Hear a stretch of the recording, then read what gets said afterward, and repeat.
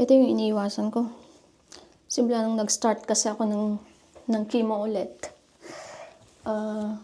Simula nung, I think, pangatlong araw na ata na every time na magsusuklay ako, ang daming buhok. Nung last time kasi na nag-chemo ako, hindi nalagas yung buhok ko. Kasi nga, isang gamot lang yun, tapos hindi naman full dose yung binigay sa akin. Pero this time, dahil nga bumalik yung cancer ko, so I had to do 6 cycles of chemo again. And every time na nagki-chemo ako, they have to give me four different types of chemo drugs.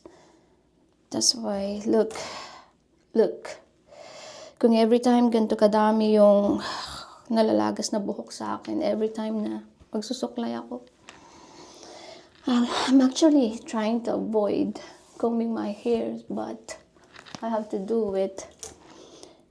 But kung every time na magsusuklay ako, ganito ka dami yung nauubos na buhok, nalalaglag na buhok, I'm sure makakalbo ako.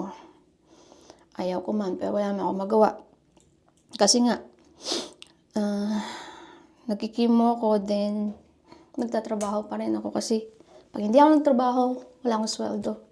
And sabi din ng doktor ko na I have to go back to my old routine and stay active because makakatulong sa recovery ko at saka sa healing.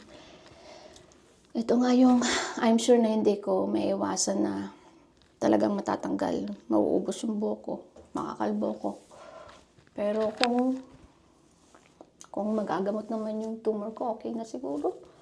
Sabi naman ng doctors ko at mga nurses na kapag nalagas daw yung buhok ko dahil sa chemo, mabilis naman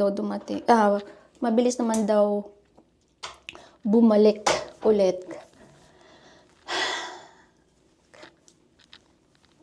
Kasi nga, ayun, mabilis naman daw tumubo. Pero,